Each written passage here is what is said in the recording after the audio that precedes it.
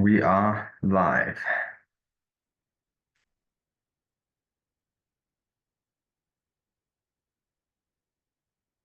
Mm. Hello, hello. Hello. Hi. How are you? Good. How are you? I'm very well, thank you. Are you all by yourself? Oh, I am. Yeah. Me and Big T. Mm. Yeah. So it's nice. I think I was a bit of a boomer with the link. Oh, that's okay. Yeah, did the old I think I sent it from my phone or something, and it was uh a different number of some kind. So I have become ancient in that. I used to be very good with technology. That's fine. That's fine. Apart from the old printer issue. This is what this, Oh, this is what this reminds me of. This is what it's coming back to. That was the same memory. I was like, oh God, I'm not living up to my reputation here. oops. Absolute That hack. was a funny story. I can't believe it. Yeah, to this day, I haven't owned up. I've left that, swept that under the carpet. It must have been over 1,000 pages of blue ink. I It think it was about 200 pages at least. was a bit insane. I think it got through several packs. Like I recall them changing it with a whole new watch, and it still kept going for about another hour. And oh, those are the days. And that was it. And to this day, it's a mystery. They have no idea who did it. That will go down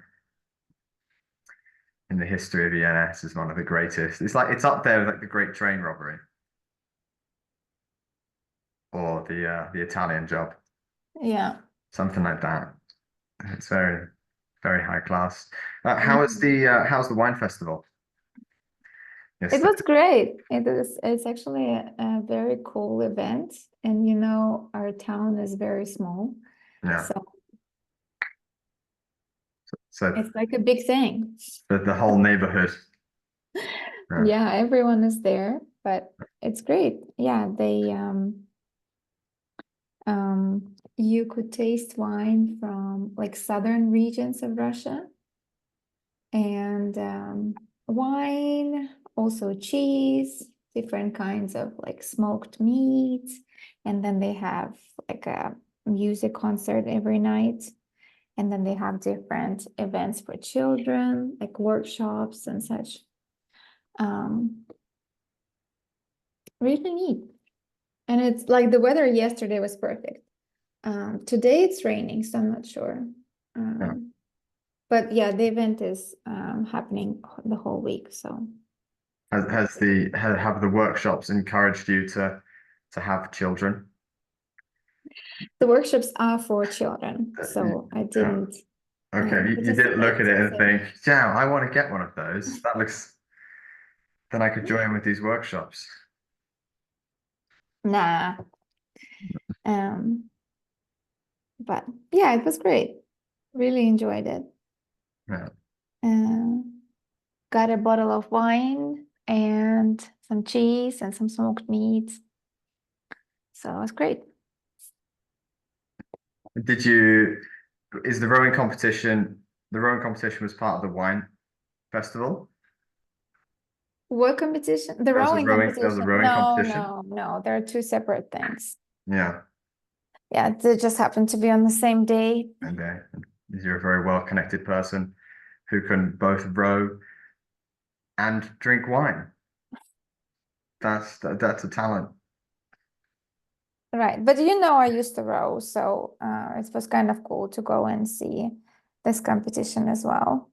It grew Yeah. over the last few years. When I was a part of this rowing club, we would go places like very rarely would people come to Pskov.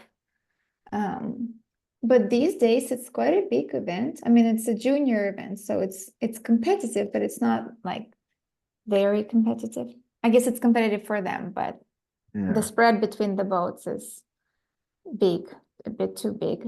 Um, but there are, I would say, like 300 or 400 participants. So quite cool.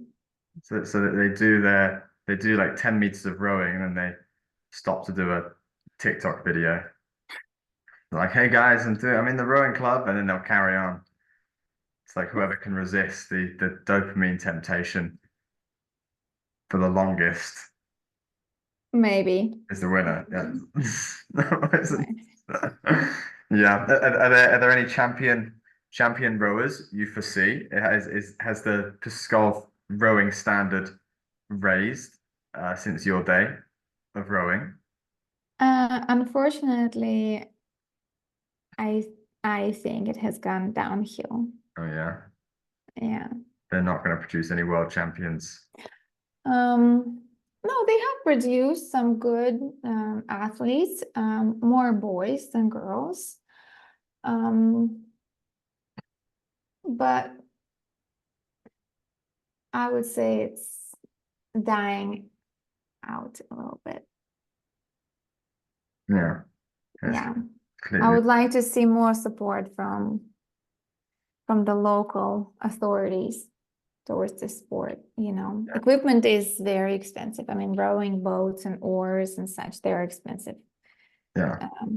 But I think they're not supporting the sport enough, and coaches' salaries are very, very low. And so, of course, like there's only 2 coaches left right now. Just because, and those people that work there, they only work there on pure enthusiasm, they're Right. not they're not making enough money. So Everyone else has quit to go study IT and stuff. That's what everyone's doing nowadays. yeah. But okay, so the Pskov Rowing Club is not so well supported, and they need to get down there and cheer everyone on. Yeah. So if anyone's down in Pskov, they can come down and cheer on the rowing club. Yeah, I was trying to Yeah. bring to the table some ideas that they need to make it more private, because right now it's supported by like the government and the local government. And I think Yeah. if they will make it more private, they can get some money. Yeah. But Do you they think thought this idea was too innovative. They were like, "Whoa, we don't know how to do this." do you think the privatization would get more support I would think it will from the help local them to community? bring, like, it will help them to get the money that they need for equipment, because there are a lot of people, not a lot of people, but there are some people like me who are still in Pskov, who Yeah. used to be part of the club, and say, Yeah. especially during the summertime, they would like to take a boat out, Uh-huh. but they're not allowed to take a boat out because there are so few boats left. Right. And these boats are for those who are um, the members of the club now. Right. But say if I had an opportunity to pay uh, Yeah. and take a boat out, why not? Yeah. That would help them financially. And there are some people I think if they there are some people in the rowing community, and even not in the rowing community, like if they would say their needs out loud, people will raise money. Yeah. But they're not allowed to raise money because they're technically a government institution. And so it should be supported by the local government. Right. So they have to pretend everything is okay, even though they're grossly underfunded. Yeah. And yeah, well that makes sense. If they can rent things and hire things out and uh offer training to the public, then they might be able to make more money. Yeah, that sounds like it makes sense, especially if they're a derelict, underfunded government organization. I hope I'm not going to be punished for these Well, words. this is it. Yeah, you might be. You might be. This is going global, so everyone's going to hear about it. You're like, who is it? What underfunded rowing club? What do you mean? We have 2.5 boats, and one of them doesn't sink. What else do you need? Yeah. No, well, it makes sense. We on the whole detest privatization in the UK. Well, that's my understanding of it because we had a lot of privatization of big companies and parts of the NHS and things, particularly throughout the 80s, and everyone hates it. But for the rowing club, it sounds very sensible because then they can hire boats and yeah, the rowing club is a private for a private interest for people who are interested in rowing, as opposed to a great public service. So it makes sense to have that privatized. Anyway, we are obviously this is the grand English speaking and teaching podcast now. Here we are. Yeah, so tell me We're me live. a little Yeah. bit about this podcast. What is the podcast about? Well, what are we aiming to do? We are aiming to produce, well, we are aiming to produce valuable content with many guests such as yourself, and speak about their experiences and how we can grow and learn, and mostly create interesting content and enjoyable stuff for ourselves and people we know. Great. So you are Great idea. one of our first special guest on I'm the channel, honored. and hopefully not for the last time. Yeah, hopefully you'll come on. Yeah, you can come on when we got 1,000 subs, and then when we've got 10,000, then when we're at millions, you can come on as well, like this little celebration thing. We'll see how it goes. Okay. Yeah, that's the interest. I wish you the best of luck. Thank you very much. Just sort that out because I got lots. I got lots of. So I'm doing that because I got camera glare. Oh, I thought so I you look were really giving me a pasty high and pale. five. We can do the high five. Yeah, I'm just really concerned about my complexion. So I Oh look no, like it I looks leave the great. house, but it's just the window behind my computer screen that keeps glowing out. So there we go. Anyway, so we have you here today, Yeah. and you have been teaching English for the past what, 10 years now? 9, 10 years? Yeah. Less than that, since 2016, so about 8 years. 8 years. Yeah. And tell us a little bit about your journey. I know that you studied in the US and your basic your university education is psychology, this like child psychology.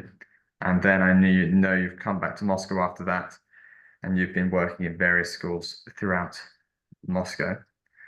Tell us a little bit about yourself, what you think has been important in your journey, and then I'm going to pepper you with questions and your opinions on different aspects of teaching and your career.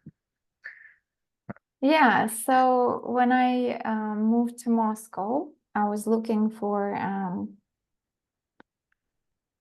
an English-speaking place of employment because I just moved back from the United States, and and I just wanted to be, I wanted to continue to be a part of the English-speaking community. And so I found this great English nursery and primary school. And they had an interesting position. It was advertised as a psychologist slash teacher, but basically it was like a support teacher. So I would be helping different kids who had learning disabilities or learning issues. So I started as a support teacher for a boy in nursery. He was still very small, so he wasn't diagnosed, but he exhibited autism symptoms. And so I was working with him mostly. So I was kind of like a psychologist and a teacher, but I was in the classroom with him all the time. And I just really enjoyed being a part of that classroom, and I really enjoyed the way the teacher taught the primary school. And I just got really interested in teaching more than psychology. So I worked as a support teacher for that year. And then the next year I became an assistant teacher. And then, yeah, I was an assistant teacher for 3 years. And after 3 years, I decided that it's time for me to try something on my own to become a classroom teacher. So, Yeah. yeah, and then I became a classroom teacher and yeah, eventually I decided to work for myself. I mean, Yeah. that's how I. And the that was the year we met when you first became a classroom teacher. Come again? Was that the year we met? Was that the first year of classroom Mm, teaching? no, that was my second year when I met you Yeah. because I worked at a different place for a year as a Yeah. classroom teacher. So you had some experience of handling rogue teaching assistants already. Yeah, a Okay. little bit. Mm. So can we pivot a little bit to so obviously your qualifications, you didn't gain them in Moscow, you gained them in abroad, so you gained them in the US. Um, can we pivot to, let's go back and we're imagining 15-year-old Lina. She's studying hard at school. At what point uh, did the direction come about that led you towards one, going towards the route of psychology and particularly child psychology, and for what reason that path took you to study in the States, as opposed to in Moscow or somewhere in Europe or anywhere else in the world? Yeah. So I was in high school and I was a serious athlete. I was a rower. Yeah, big, big, strong Uh, rowers. Yeah, and I was all about rowing, but I also yeah, really enjoyed languages. At the time, I was like really into English and German. yeah, And so I kind of knew that after I finish high school, I will enter a either a pedagogical university or linguistic university where I'll yeah. continue to study languages. And that's what I did actually after I finished high school. I entered Pskov Pedagogical University. And I was studying to be a teacher of English and German language. Uh-huh. And I continued to row at the same time. Yeah, But it was very difficult. It yeah, was kind of like you either choose to study or you do your athlete yeah. things. Athletics things. Yeah, You can't travel much, like the teachers were kind of giving me a hard time about it. Sometimes I yeah, had to be absent and I would be absent for weeks sometimes because I would have to go to like southern regions of yeah. Russia to train. And they like you like row the whole way down. Like, just row all the way to the southern regions. That's why it took 2 weeks. It's like, well, I could get the bus, but nah. I want more time off university. I'm done. And so because of that, like my grades were good, but my rowing results were kind of like um, getting worse. I wasn't as good as I was in high school, and Yeah, I just kind of became a bit unhappy with this whole thing. I didn't know what I wanted more. Do I want to study at the university level? Do I want to continue rowing? Do I want to travel? What do I want? And yeah, I had a friend who went to the US right after high school, yeah, and she was also a rower. And so she was in a great shape because she was well supported by the university, yeah, and she was studying and rowing, and she we've been in touch. And so she was like, why don't you just come over here and study in the US? They will pay for your tuition, they will support your education, you will see the US. Um, yeah, and Yeah, she was actually the one who put me in touch with the coach, and then I had to just send in my results and a couple of videos of me rowing. And they basically gave me a full ride. They paid for my tuition, and I represented the university in rowing Yeah. events. Yeah, and that's how I got to the US. Oh, geez, wow. So it was like a fully supported rowing-based scholarship Yeah. that got you there. That's very impressive. That's like the American high school dream. Like, hey, I got my scholarship and now I'm studying at university.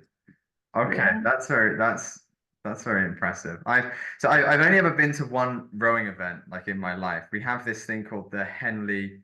Yeah, that's a famous one. That's a classic regatta. It is, yeah, it's a classic one. And so I don't know if you have anything of this sort of style in Russia, but they have there's certainly a very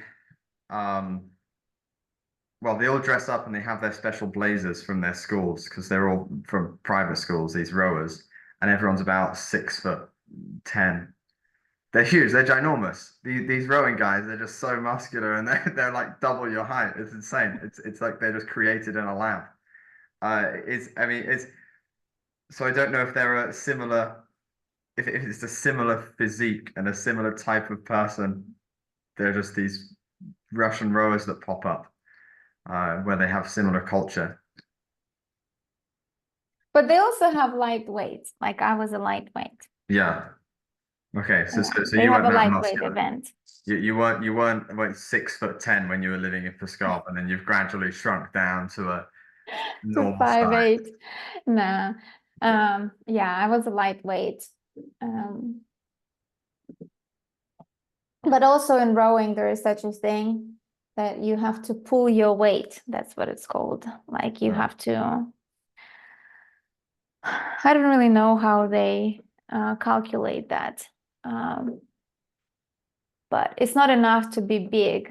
You know, if you're big and you're not pulling your weight, then you're just a burden to the boat, basically. But for every kilogram you have, you've got to pull, yeah, two or more than that. Uh, so if you had a choice between having an 80-kilogram guy that could pull at 100 kilograms or a 60-kilogram guy that could pull at 80 kilograms, statistically you're better having the 60-kilogram guy. Yeah. Because percentage wise, he's okay. So they do the rowing calculations. Did you have to send like your physical details and you're like, yeah, I'm 5'10". Yeah, you had to Kilograms, yeah, send in like your height, your weight, we yeah. have this erg machine, this rowing machine. Have you ever seen it in the gym? I'm sure you've seen it in the gym. I've used it. Yeah. Yeah. Oh yeah. I mean, I sit on that row machine and I pretend to be able to row daily. Yeah. So I do that a lot. I'm very good. Um, yeah, so the standard distance is like 2000 meters, and you would row for 2000 meters, and then it Yeah. gives you like a 500-meter split, and then your stroke rate and such, and you provide your weight, and so they see how fast or not fast you are. Yeah. And you succeeded. I did all right. You did. Success. Did you find so the rowing was you initially studied in Pskov and Mhm. the rowing was an instrumental part of deciding to go abroad. Rowing and the information from friends about the different support of universities. When you went to the US, did you find um, did you find it was quite beneficial to study in a foreign country compared to staying at home? For example, what main benefits would you say there were to studying abroad? Particularly considering your field now is English, I imagine that's a huge benefit having lived in a foreign country. What benefits and what drawbacks could have there been? So what could have been better if you'd stayed in Pskov, and what was better as a result being in the US? It was just an interesting experience. It took at first the education seemed easier for me than it was in Russia. Right. But then I understood that it kind of all depends on how much you want to take out of it. So at the universities in Russia, back in the day, I'm not sure how things are now, but a lot of your final grade consisted of your attendance and how well you can perform on the final test. And so that's pretty much it. But All that matters is your test result, and that's yeah. Okay. But in the US, like they give you a syllabus, and so they have all these topics that you'll be covering, dates, and then there is a breakdown of your grade, and that would be, say, attendance, I don't know, 10%, 4 quizzes on these dates, a pop-up quiz on this day, final paper, say 30%. Yeah. Then there are ways to earn like extra credits. Right. And so you really earn your grade during the time that you're taking a course. Yeah. Which I thought was interesting. And at first it seemed easy to me. But yeah, that was a good experience.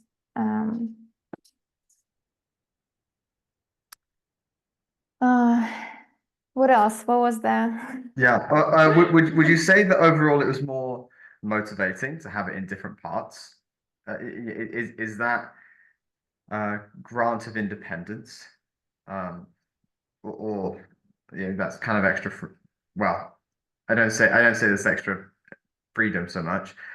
Were you more motivated to study with that system as opposed to everything's on a final exam? Yeah, I was more motivated to study. Yeah. Yeah. At first I had more free time and I was like, what do I do with this free time? But then I realized that I need to put this free time to things that I enjoy. And also I like this idea of like electing courses. So there is some courses that you're obligated to take in order to get your degree finally, like eventually. But then at one point when you get some basic courses down, you choose like courses in your field, but you have some freedom. And then if you have any free credits left, then you can choose courses from other fields. And I was able to take like some courses in political science. Yeah, I don't remember what else. Maybe I took a German class as well.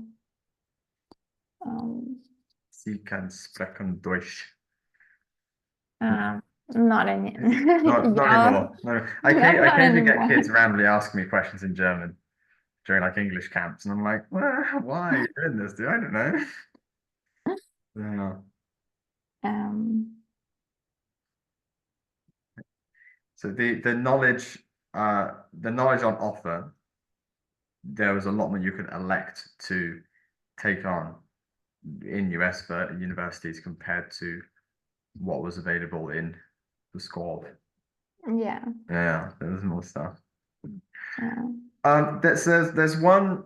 I remember one particular occasion, and I presume this was something involved in your psychology degree.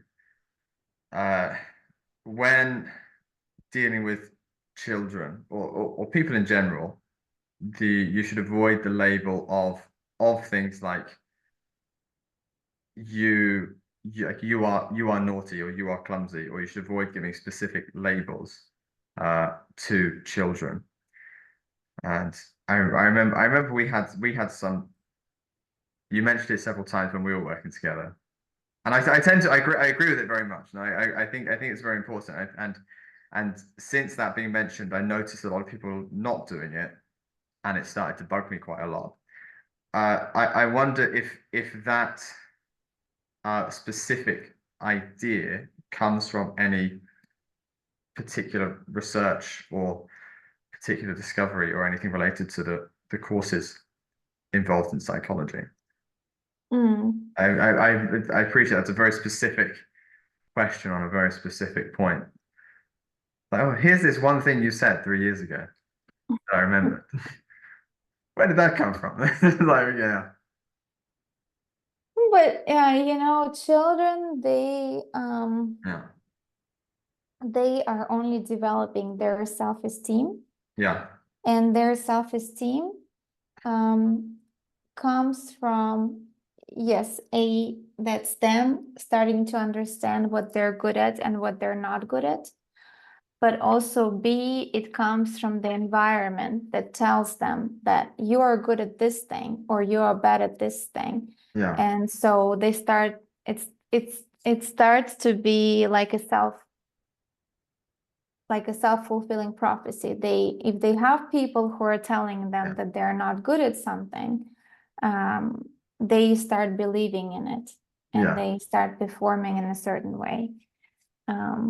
So that's why you need to kind of be careful with the words that you say to children. yeah.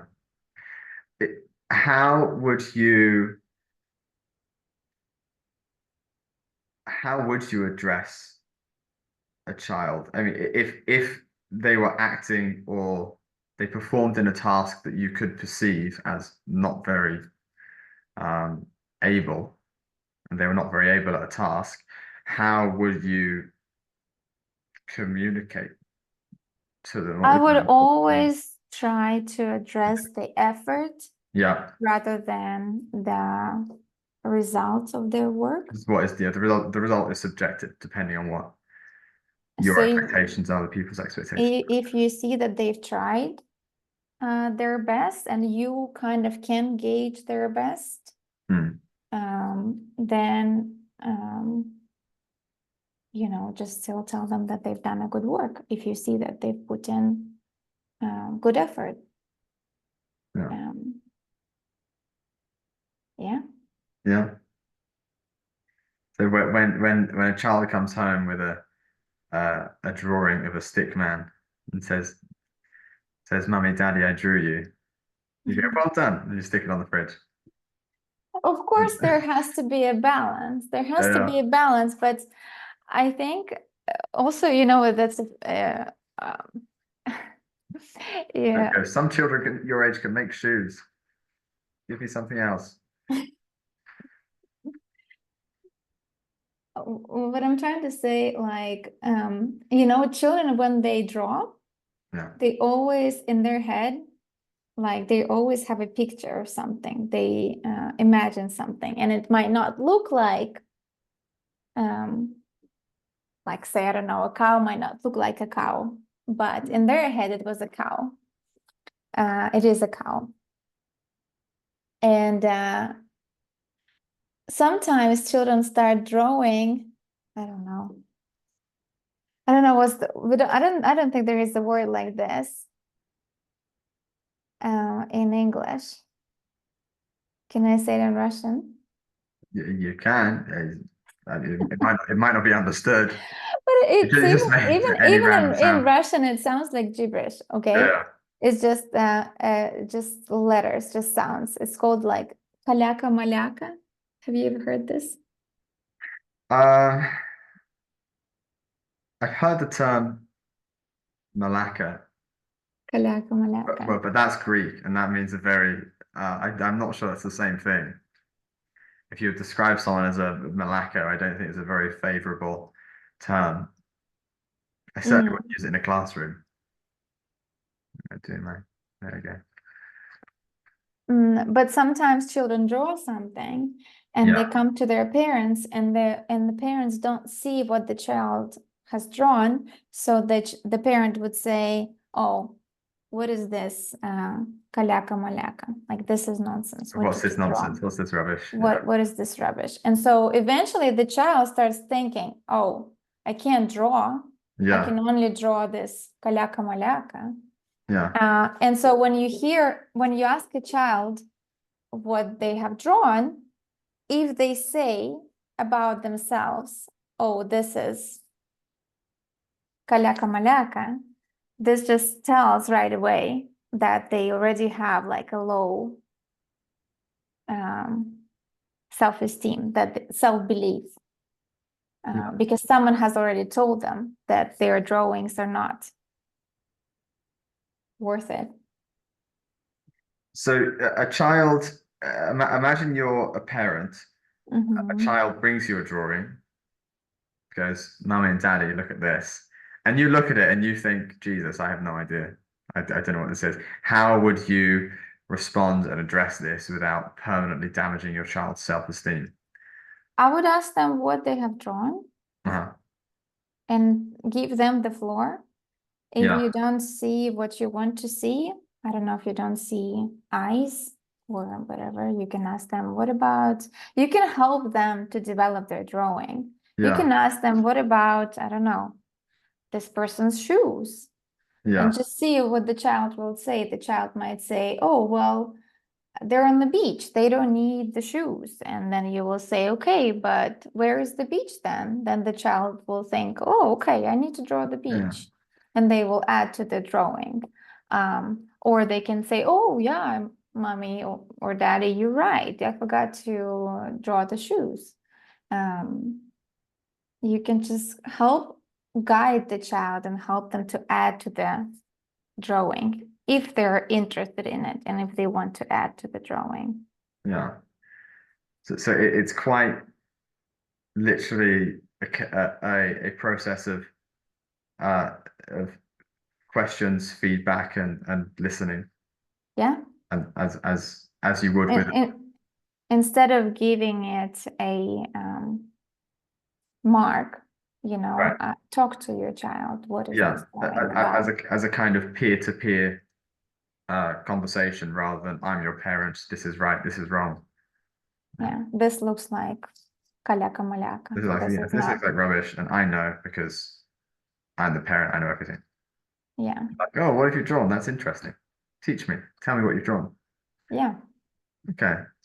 Yeah, yeah, I completely agree from my times of seeing Kalaka Malaka from all those days. Okay, so yeah, communication is key to a child's I think it's development. just getting to their level. I think Yeah, our expectations as adults are right here. yeah, But just get down to their level, think of what their abilities are at a certain right. age. And reduce your own preset, preconceived ideas about things. And, when so after you came back from the US, that's when you started teaching. And the first role was with the or well, Like a support as a teacher. support teacher with Yeah. children with special educational needs. Yeah. And then that transitioned into teaching about 3 or 4 years later. Mm-hmm. When you got into the classroom and started working in a classroom environment, what was one of the first lessons you felt like you learnt? Or what was one of the most important things to accept about being in a classroom that you might not have expected from your time of study? Oh, I don't really remember one of my first lessons, You can but remember for the I was final. just very impressed with the teacher that I worked with. She was just very experienced, very calm, very knowledgeable. The classroom was structured. There was a structure, but there was also a lot of freedom. and there was a lot of play and a lot of teaching through play, which was new to me.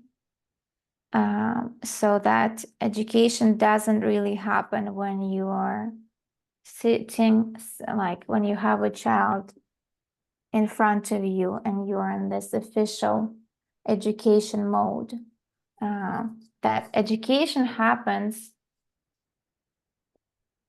at any time. You can be walking outside and you see, I don't know, sticks. You pick up sticks and then you ask a child to tell you how many sticks he or she has got.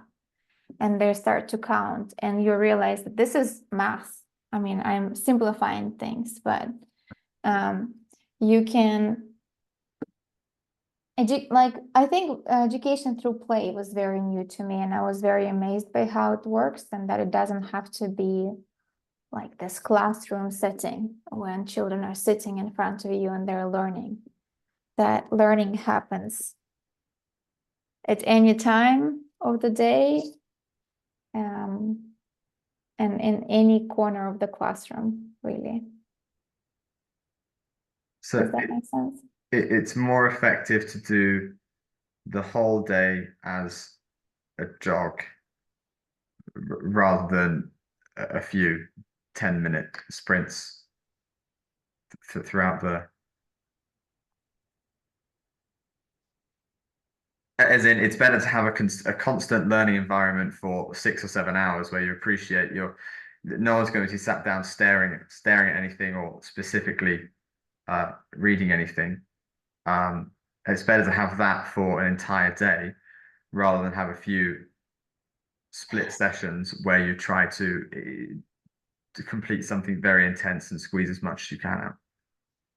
Basically, yes. You still have some sessions, and for smaller Yeah. children, they're only like 15 minutes. Yeah. You still have that sit down time when they listen to you when you read a story, or you have like a short math session when you try to teach them in this very traditional way.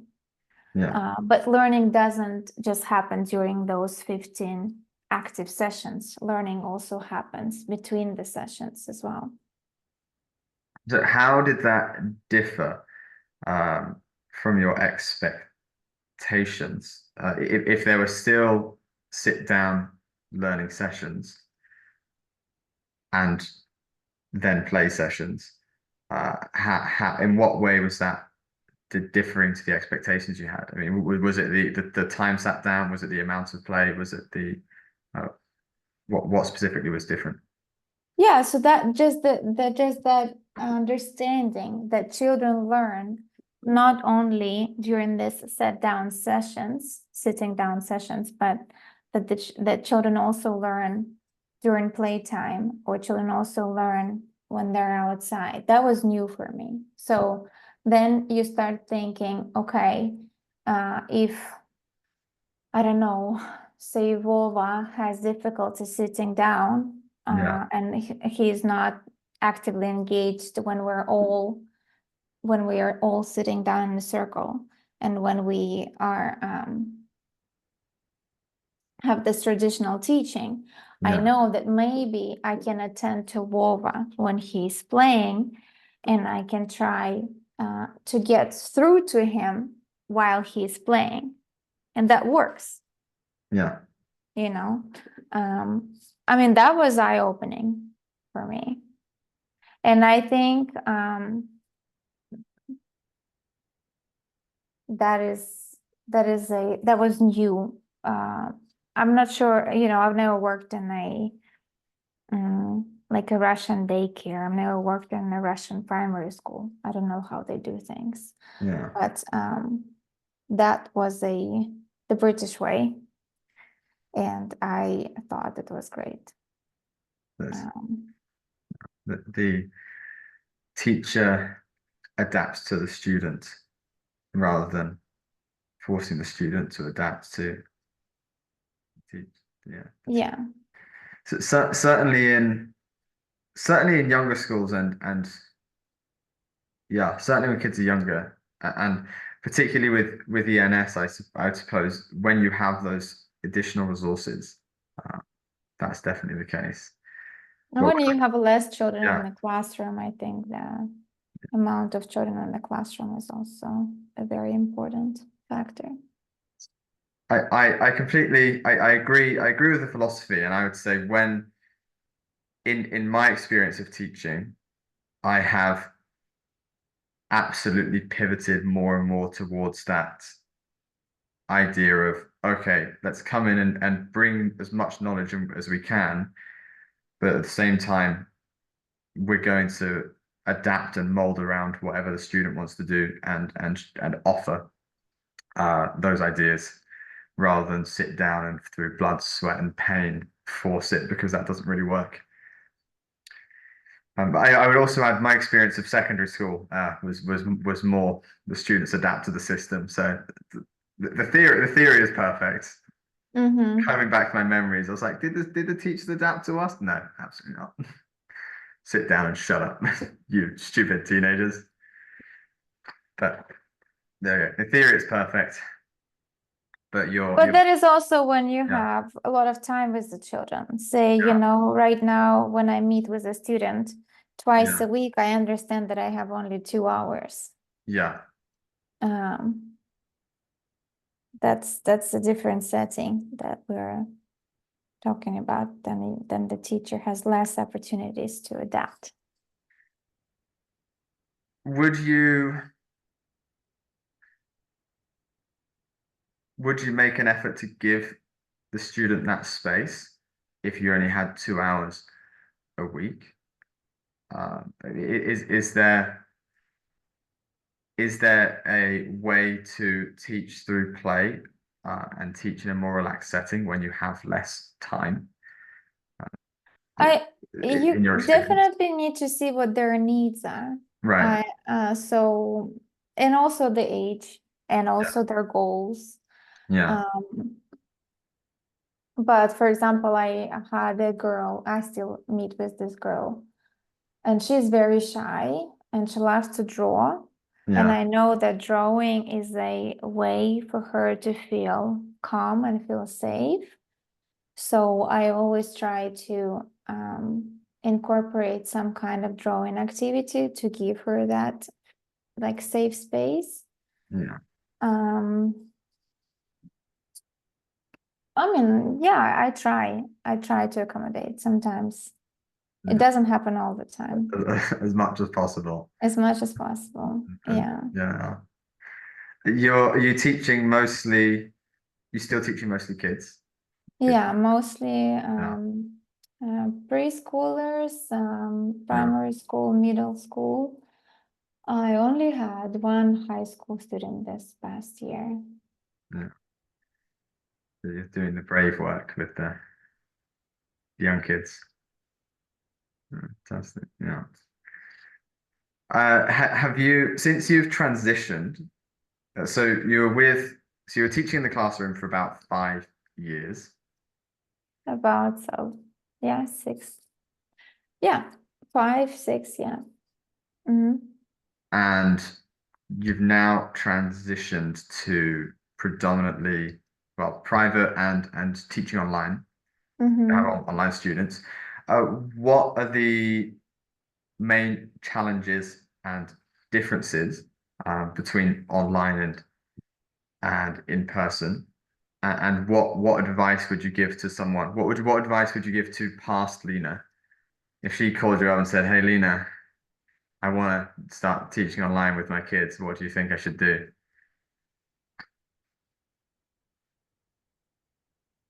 What lessons have you learned I from think that if I would have to give classroom? advice to Lina, Me, I'm past Lina.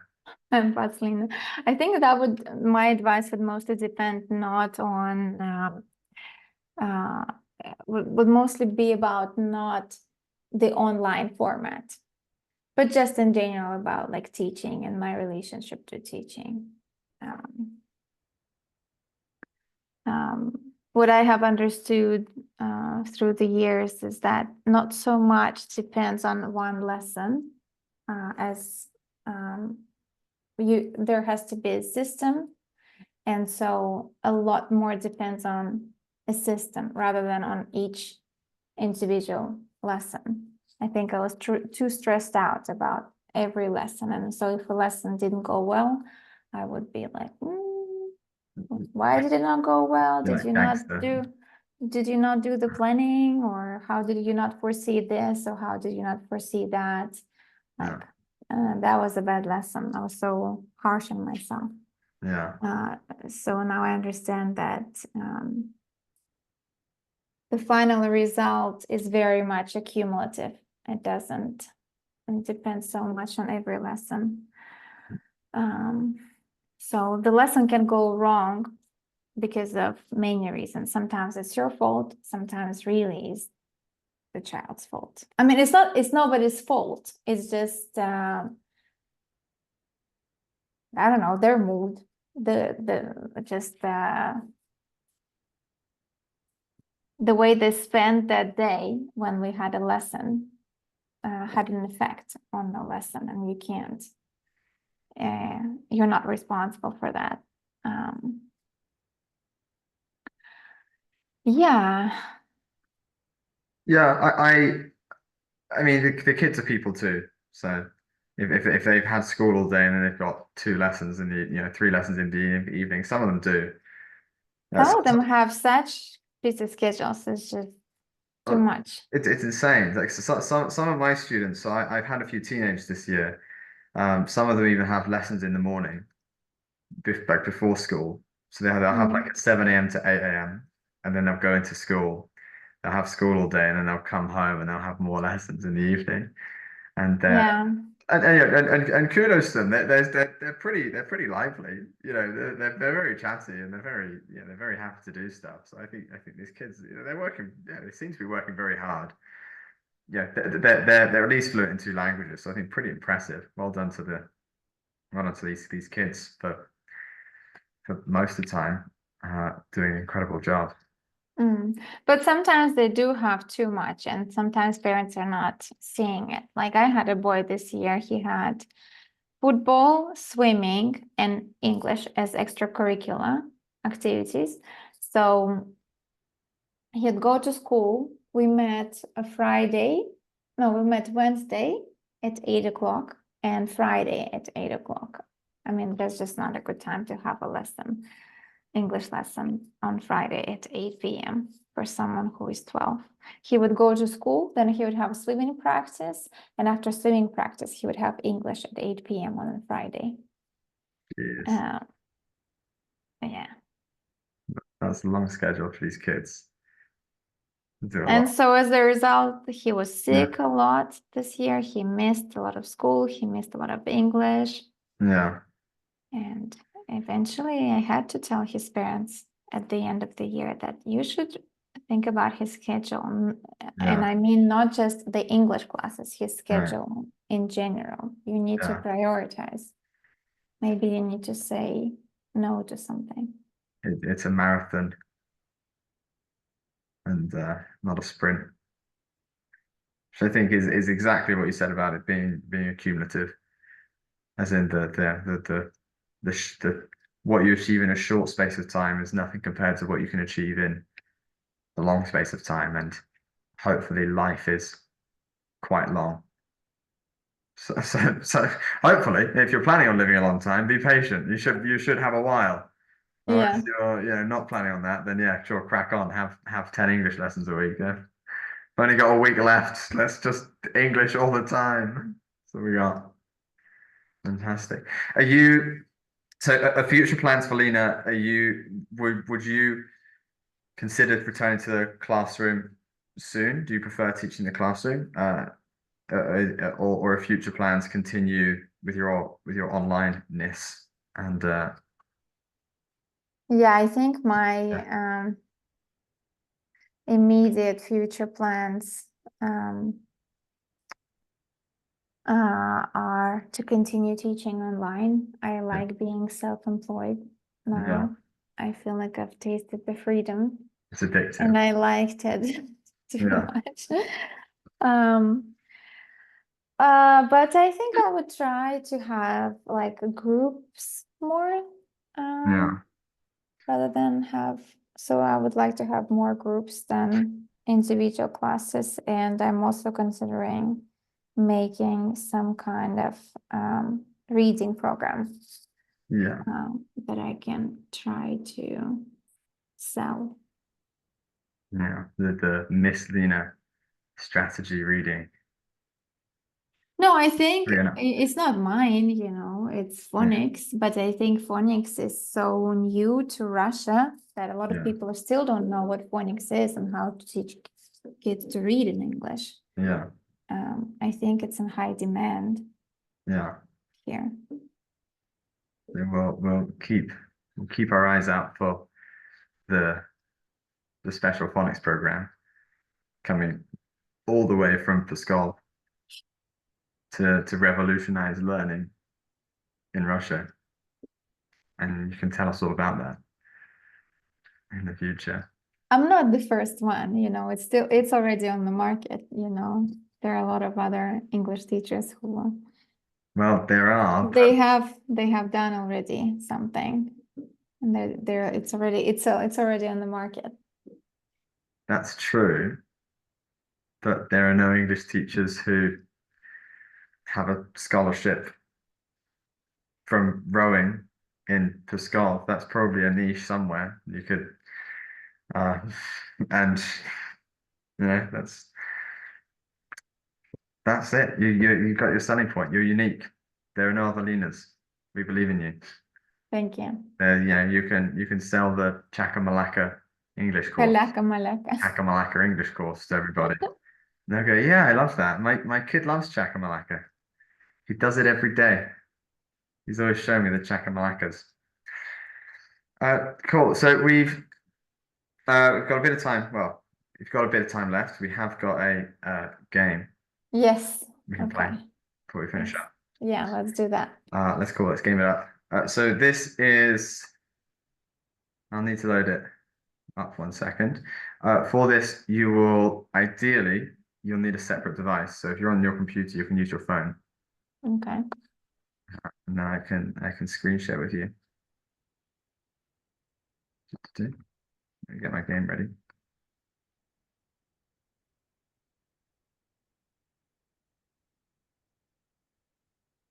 And then okay, give us a second on this one. So what it is, I'll explain the game to you while I try and load it up. Because my computer is just taking a second on this one, because she's a little bit old. I will send you a code. You'll see the code on screen, and this will allow you to join the room. And basically, this game will allow us to choose a prompt, and we will have a selection of words to give each other clues to help guess the prompt. The selection of words are very poor, very random, and very ridiculous. And so that's where the challenge is. When the clue comes up, guess as many as you can, because each guess will provide the other person with extra words they can use to describe the prompt that they have. Okay. You'll have a wheel of things. So let me share it with you. And this is a special from I play this with the teenage students sometimes. This is from Jackbox Games. Okay. So it's a special online. Okay, there's the Henley Gala. Get rid of that one. There we go.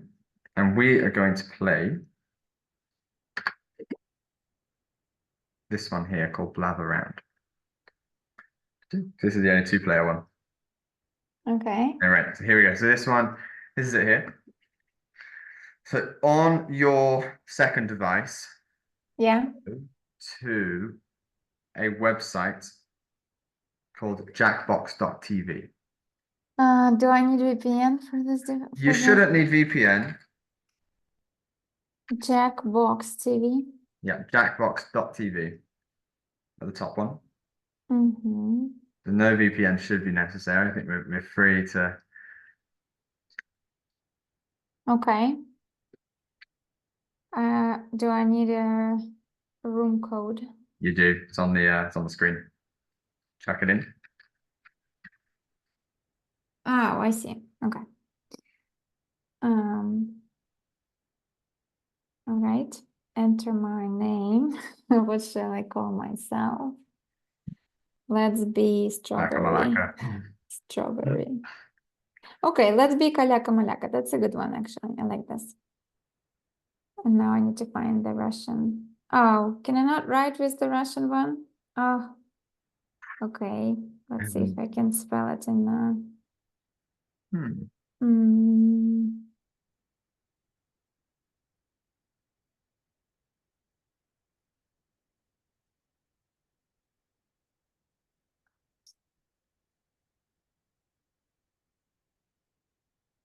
Oh, it's too long. Okay. Too long. Okay, I'll just be Kalaka. Okay. I press play. Yeah, press play, see if you can join.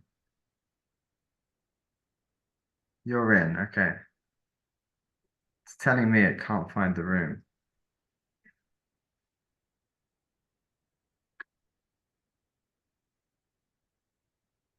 Okay. Hang on.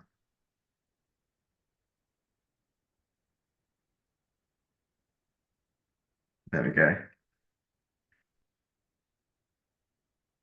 Right. I'm a tracker. Cool, we're both in. Everybody's in. Okay. We're in. You're the VIP. I think you might be in charge.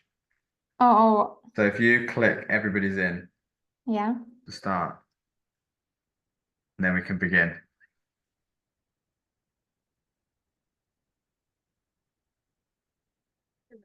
Everyone make a wish. If you win, it will come true. If you lose, you'll have bad luck for 12 years.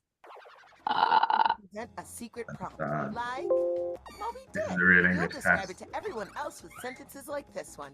Now, If you you can succeed change here, you some of succeed these everywhere. words, but your options are very limited. Everyone else will be guessing, while you make more elaborate sentences. Oh, it's a lot like Free Willy too. Moby Dick! Be fast to win big. And teamwork is rewarded, so talk out loud and work together. Let's begin. Round 1.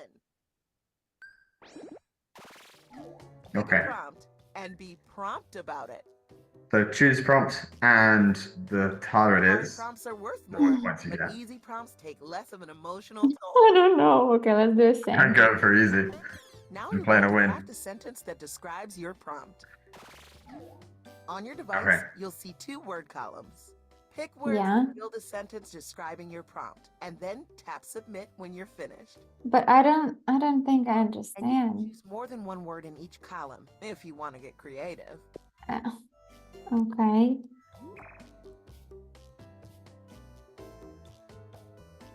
What do I do? Do I just okay, then I click submit? Yeah, click submit. So one of them will be your prompt, and the other one will be You're your first. Don't get cocky clue, about it. It's which is 2 random. unhelpful words to choose from. Category is thing. Okay, so I think you're going first, and I've got to guess stuff. All right, it's an amazing rectangle construction. Get going on those guesses. Square. That means everyone in the Slower. audience too. Okay. In the meantime, the presenter will write another sentence. Burj Khalifa. What do I do? Do I keep choosing You something? just keep giving me prompts. You just keep giving me clues.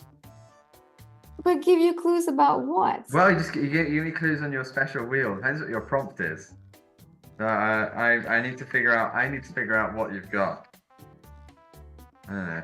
But I have no idea what I've got. I don't understand. Really? Oh Jesus! How are we gonna do this? Skip to get a new That's what I'm Right then. saying. Maybe you need Okay. to be the VIP and I'll be choosing the. Okay, I'm just gonna guess.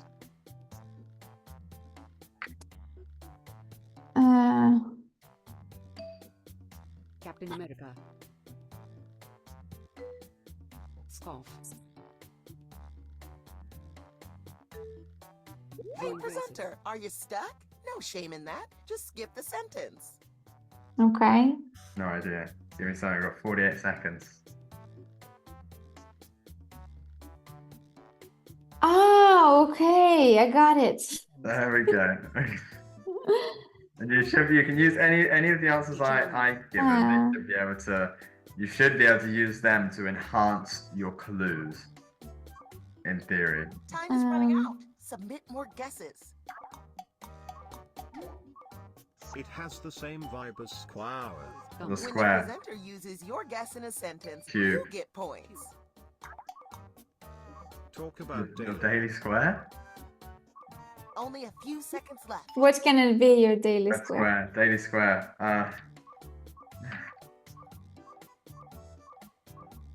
That's for British viewers. Ooh, a rough start to the game. Nothing. Nobody No got idea. Well- What's a daily square? Oh, that's very clever. Yeah, it's very clever. It's your daily Good square, job isn't it? Anyway. Yeah, okay. Kinda. Well, sorry it took me such a long time to figure it out. I couldn't Square. see what my prompt was. I was like, what? True. Yeah, daily square. Okay, that Now was good. it's your turn. Okay, it's my The turn. category is person. Fine for my tracker. They're an amazing body. Here we go. They are an amazing body. It's a person? Yes. So now I don't have, They build the heroism. I have to actually type something. I have to give You my do. ideas. You gotta chuck Oh your ideas no, this is too difficult. and throw any idea. He's so rich. I don't know. He is Time to so be rich. typing. He is so rich. He's a very rich man. Oh, you know, yeah, but he also has an amazing body. Come on, I mean, I don't know what your opinion is. I'm not judging. Okay, I don't know if this person has an amazing I body, didn't know that was what you're into, but okay, fair enough. Metallic guy. Elon Musk. That's perfect. That's a really good one. no? Metallic guy. Oh, Metallic Elon guy. Musk. Right into No, that you're on the same sentence. vibe. What's the name You're on of the same vibe, but They're kind of similar to. what's the name of this the Russian guy that created VK? No? Captain More VK. guesses. Not Or does him. Yeah, it absolutely not him. go Not up him. in flames? Mm.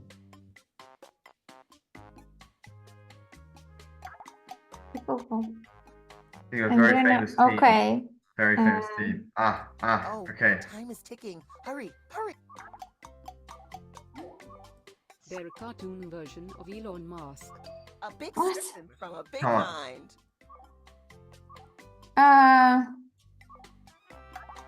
Come on. You're close. You can get this. You can get this. You Somebody. can get this. I'm sure you can do it. Time is They're fictional. almost up. They're fictional. A fictional Elon Musk. What? You'll get this. You're gonna kick yourself.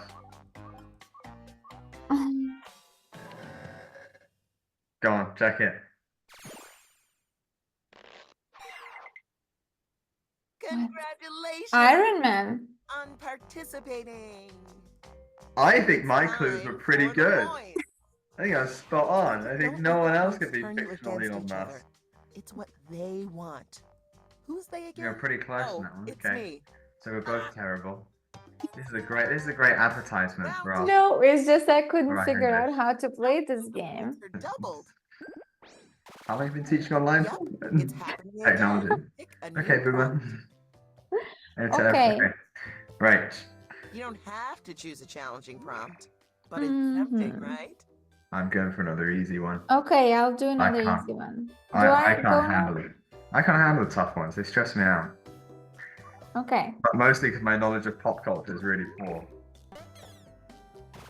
I have no idea what most of Write them a are. sentence to describe your new. Okay, this will be very easy. Right, okay. If you really want to fine tune, tap individual words in your sentence and Are they giving us instruction again? She chats a lot of nonsense, to be honest. Um, She just sort of goes, if you don't get it right, you're a loser. And I'm like, oh, no, I'm already a loser. Shut up. Ugh. Pretty human. It's a story about the pretty Come on. human. off Easy. you go. That's Mhm. rubbish. That clue, it's right, it's correct. We won't go from that. Okay. see. Oh, not bad, not A bad. nice lady. Nice lady. Yeah.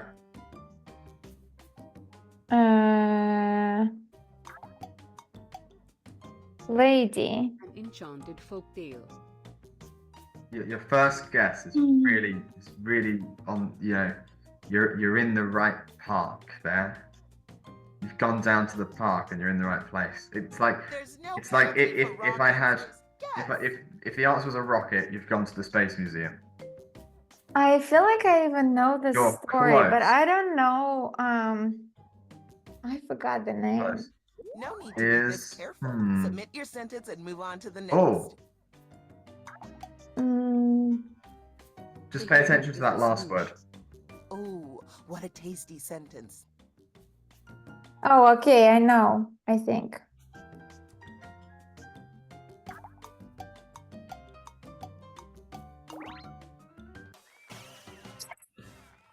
Yeah. Woo! There. Incredible. Fantastic. Yeah, spot on. Well done. Nice. Sleeping Beauty.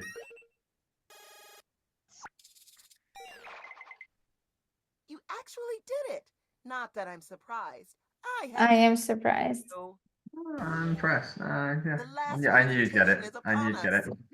I had The faith. category is thing. If the bookies were here, I'd have placed bets. Okay. It's a What tall is body. Kalyaka describing? It's a tall body. Beat, go.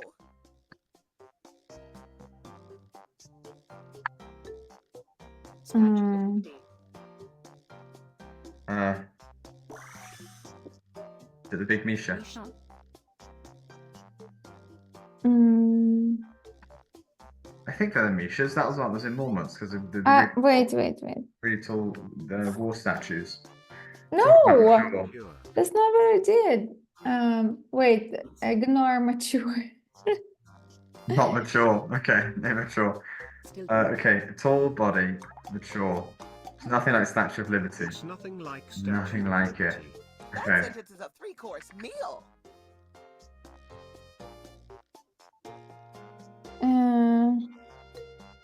Well, my clues are not good.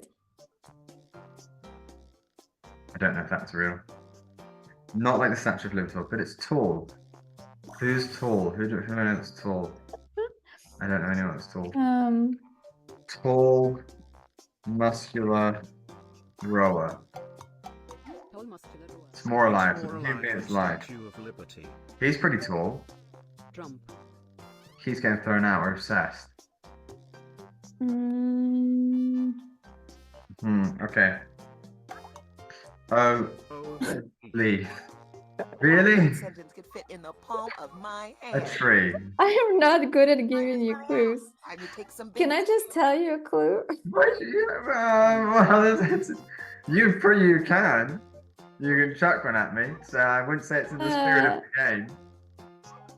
You got 10 Almost seconds. over. Keep guessing. An animal. Animal, a tall animal. What? Yeah. Yeah. That's slightly, was yeah, Sorry, it's just slightly my cheating. clues were not good. There you go. It's okay. I get points. You both get 1,000 points. Talk about my Oh, clues. leaf. Is that's the mind of a giraffe. That's the thought process. Y'all won't All he believe it, does. but the winner is... Oh, sky. Oh, leaf.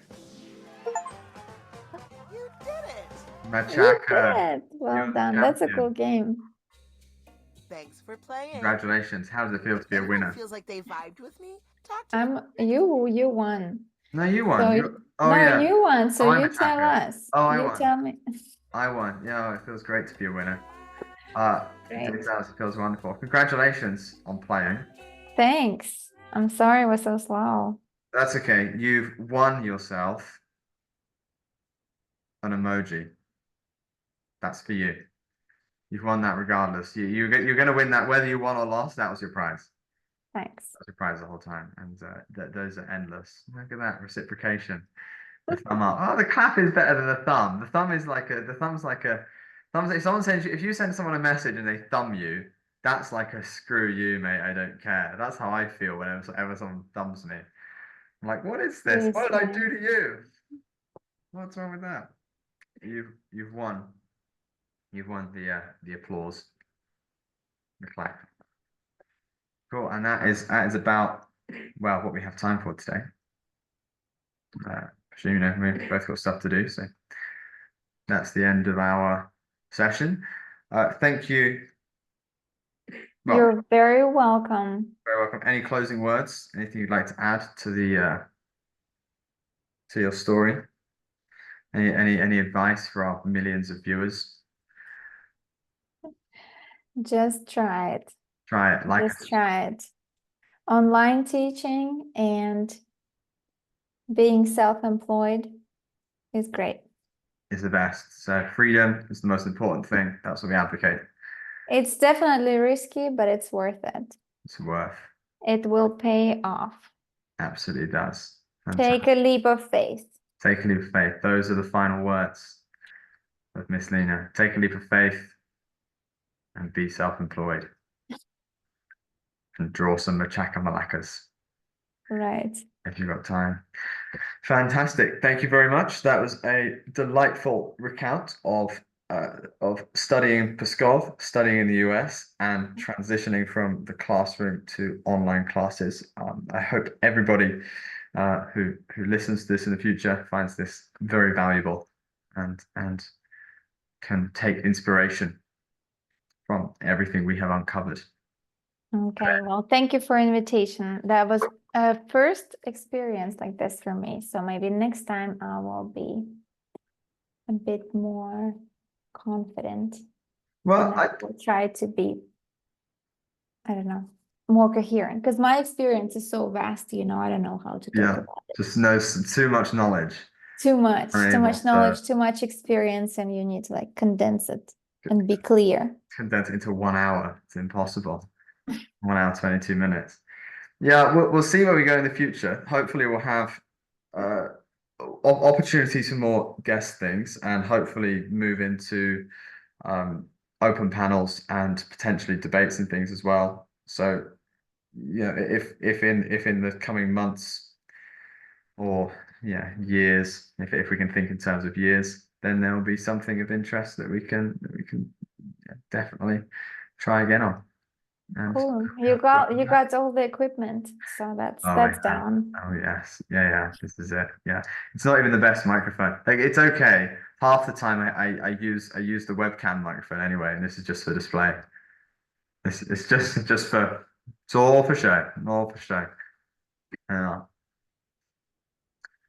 There we go. That's like a professional. Cool. I'll let you. Well, thank you very much for coming on. Thanks for having me.